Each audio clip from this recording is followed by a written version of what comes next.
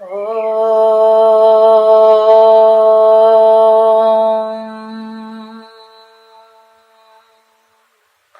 Sahana Bhavatu Sahano Bhunaktu Sahaviryam Karavavahai Tejasvinavadhitamastu ma vidvishavahai. Om Shanti Shanti Shanti.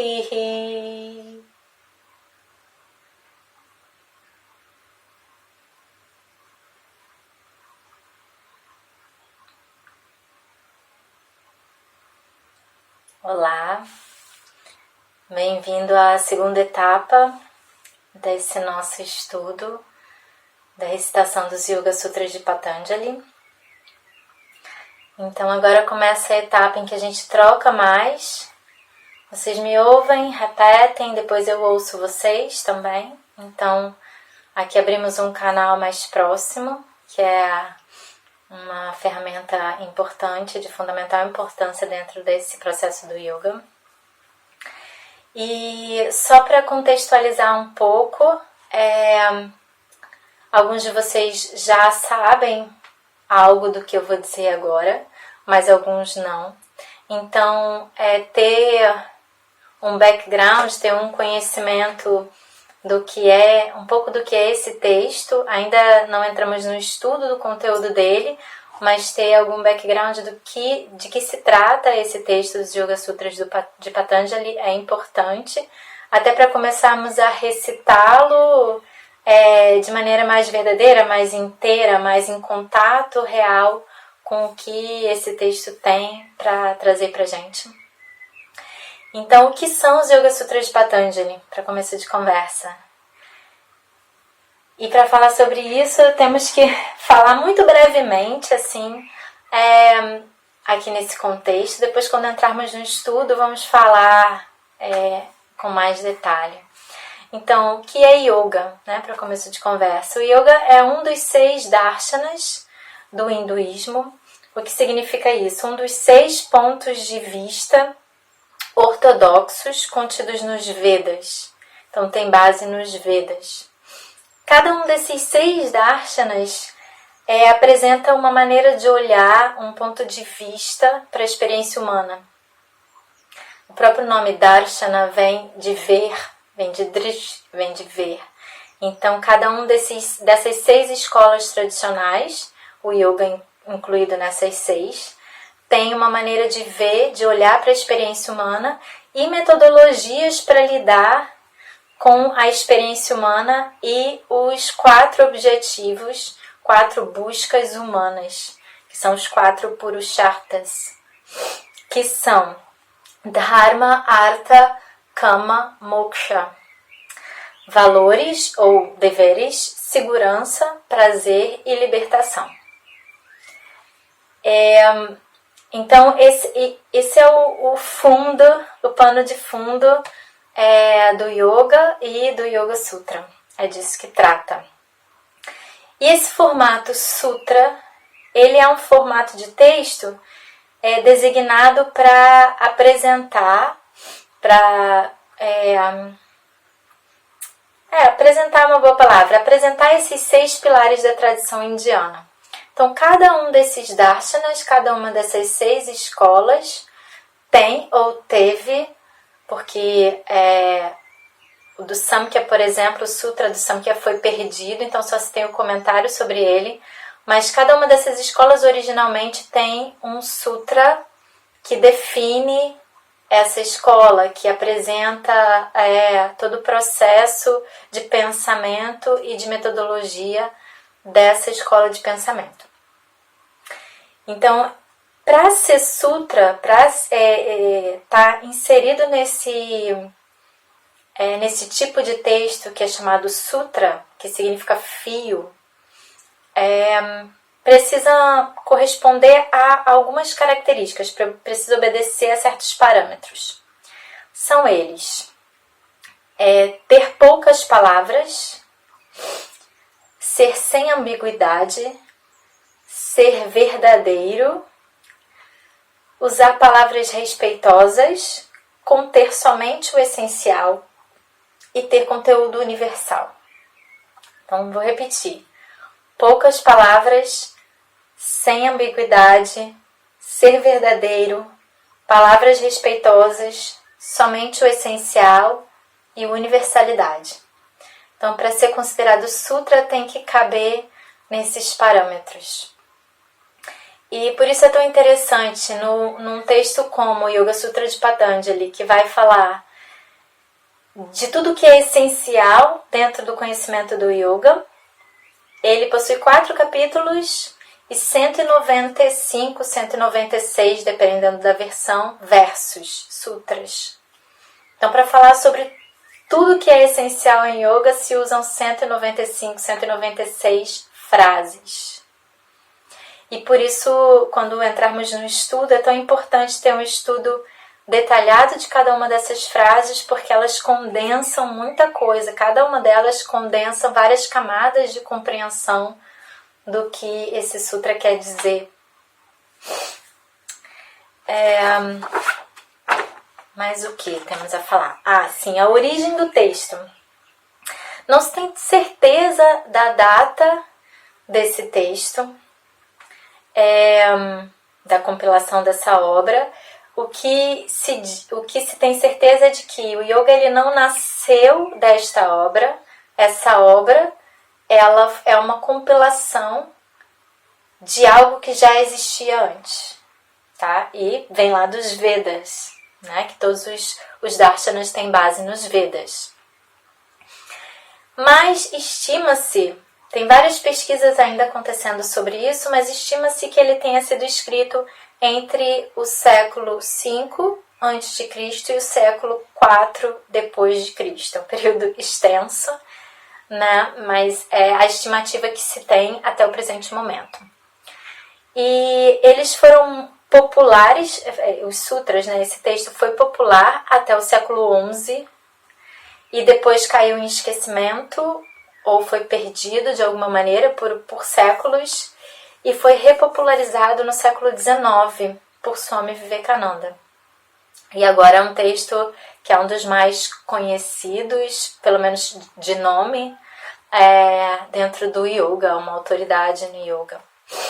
O autor considera-se tradicionalmente que tenha sido Patanjali, mas também não se tem registro oficial disso, não sei se teria como se ter hoje em dia esse registro. E considera-se que esse mesmo autor seja autor de outros tratados importantes em gramática e em medicina.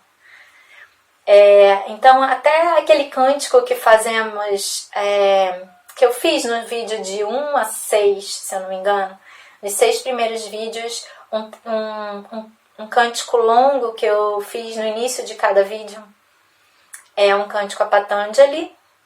E um dos trechos desse cântico fala sobre Patanjali sendo esse que trouxe a gramática, o tratado de gramática, o tratado de medicina e o Ayurveda, né? E o tratado sobre yoga a nós. Então, organizando assim a fala,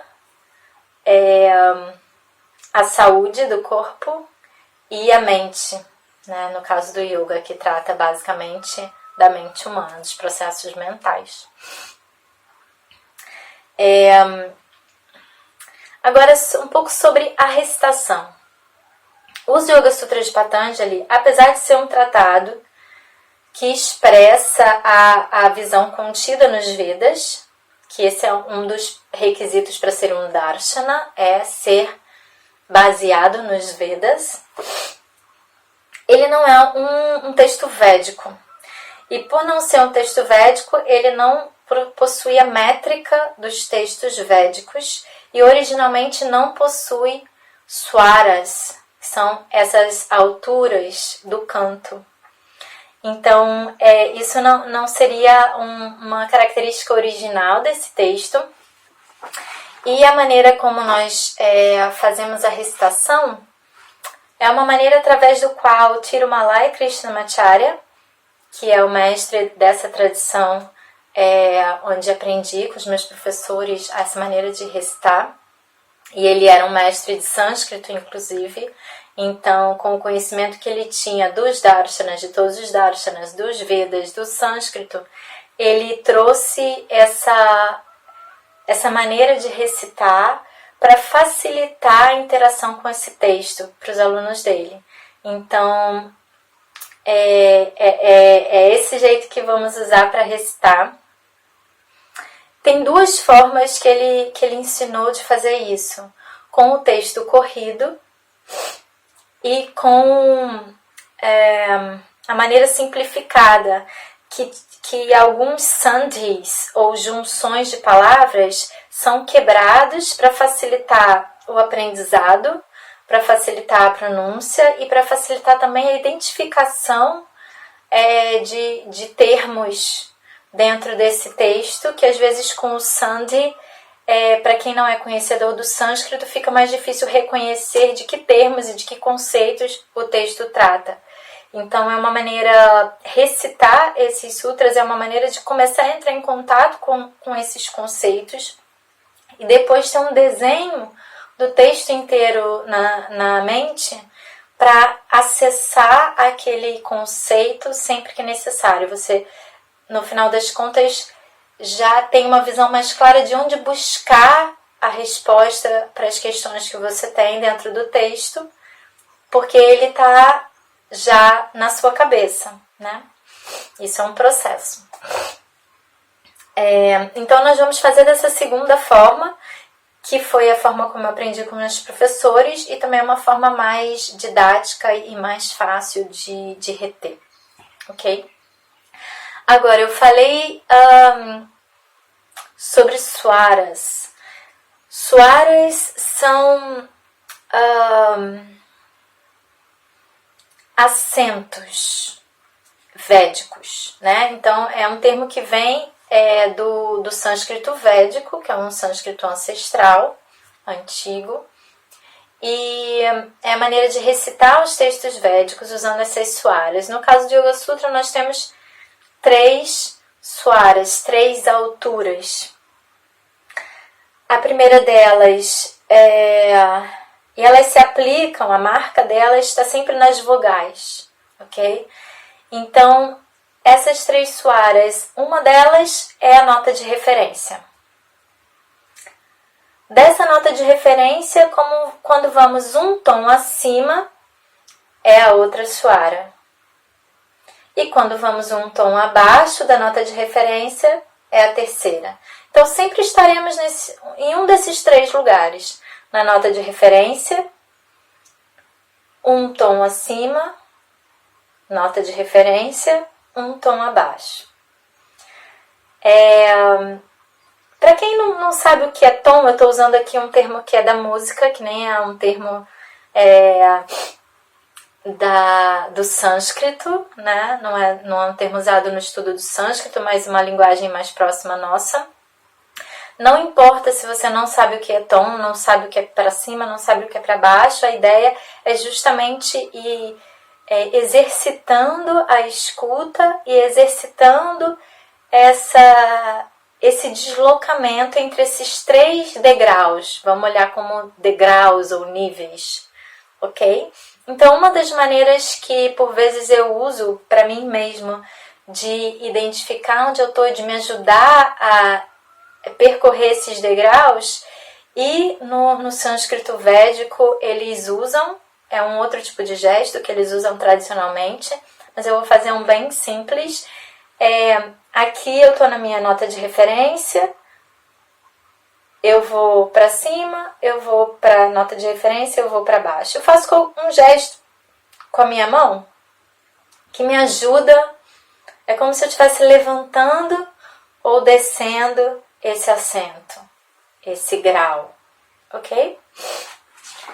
E, bom, basicamente isso é que eu tenho como uma introdução para hoje.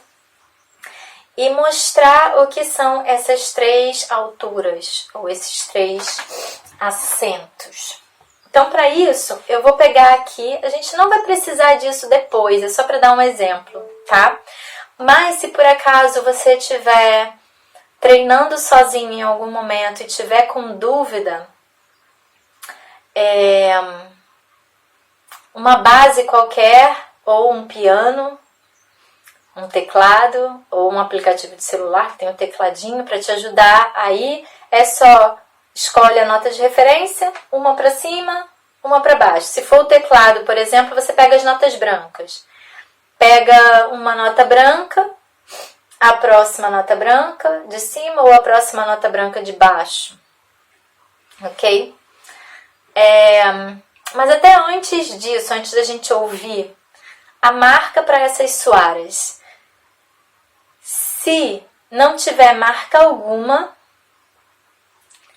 ela é a nota de referência. Havendo um traço vertical acima da vogal, é esse tom para cima, ela sobe. Havendo uma linha horizontal abaixo da vogal, o tom desce. Então, se não tem nenhuma marca, é a referência. Vertical acima da vogal, sobe. Horizontal abaixo da vogal, desce. Ok? Agora, no texto tem uma marca que é um traço horizontal acima da vogal. Isso é outra coisa, isso é a marca do sânscrito mesmo, não é a marca de canto. Isso é para dizer que aquela vogal ela é dupla, que é uma vogal mais longa, ok? Mas depois, olhando, né, nós vamos olhar o texto e vai ficando mais claro aos poucos, tá? Então não se preocupa que temos tempo para ir aos poucos se familiarizando com a forma de transliteração do sânscrito.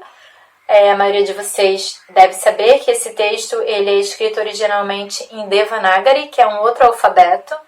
Então, o alfabeto que nós vamos usar é o nosso alfabeto mesmo, o alfabeto romano. Então, é uma transliteração. E a forma de transliterar esses sons do Devanagari para o nosso alfabeto tem vários modelos de transliteração.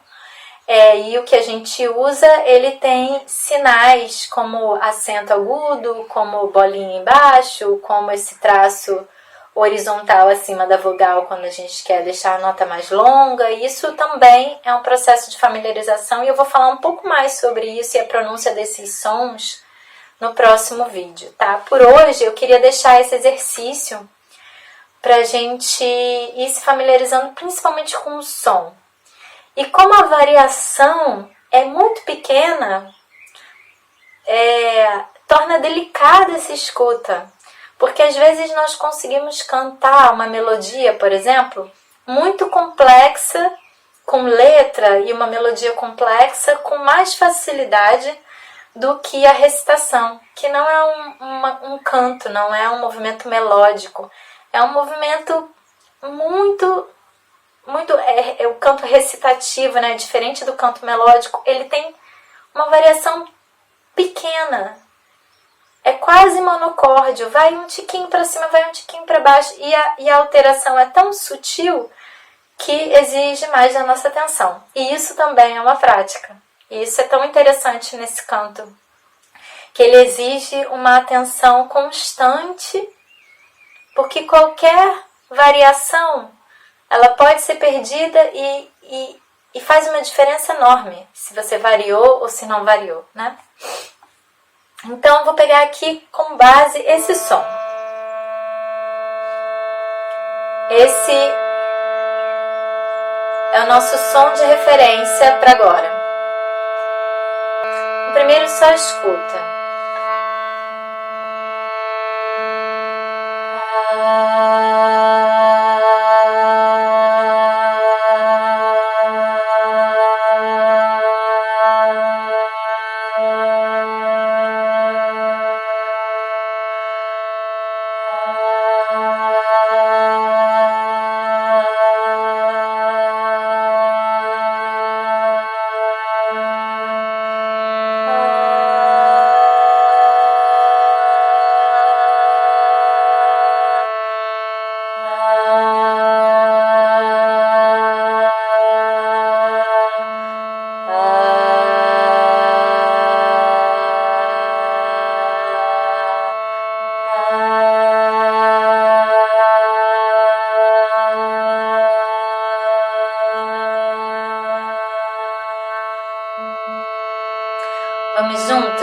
vezes.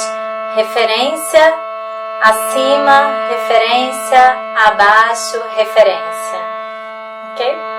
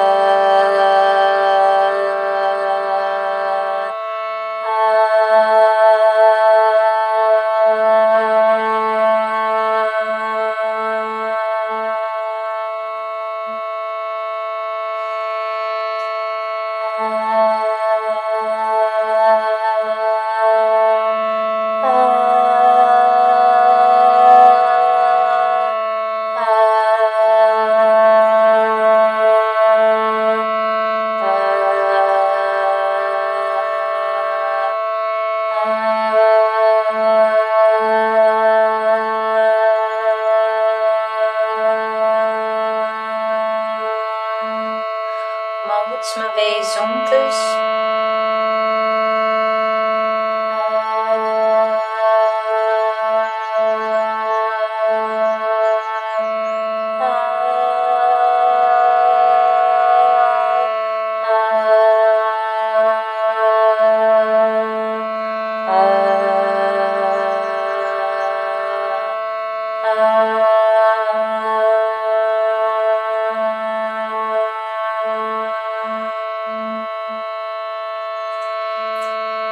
Vou colocar agora uma frase, no caso a frase que diz que o primeiro capítulo vai começar. Vou marcar com minha mão as alturas para onde estamos indo, só para você identificar visualmente também. Só ouve Atha Samadhi Padaha. Ouve novamente. Atha Samadhi Padaha. Vamos juntas 2 vezes. Atha Samadhi Padaha. Atha Samadhi Padaha.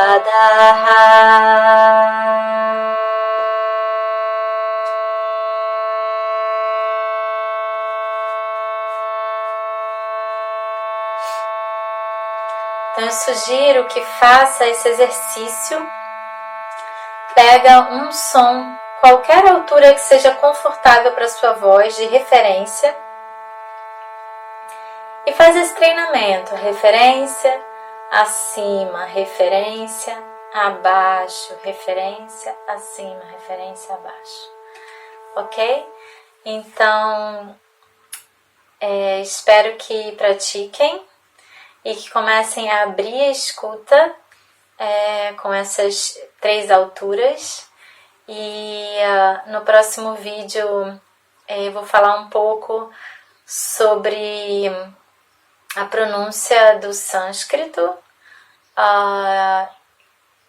e a maneira de se relacionar com a transliteração que vamos usar. E entramos na recitação dos sutras propriamente, ok? Espero que mantenhamos contato agora que temos um canal direto de contato entre nós. Se tiverem dúvidas, sugestões, questões, podem entrar em contato, ok?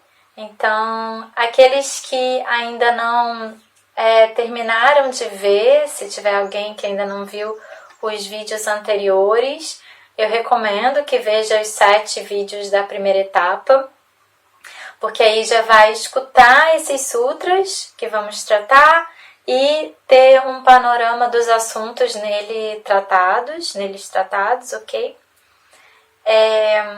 Bom, é isso. Nos vemos em breve. Aproveitem, até logo.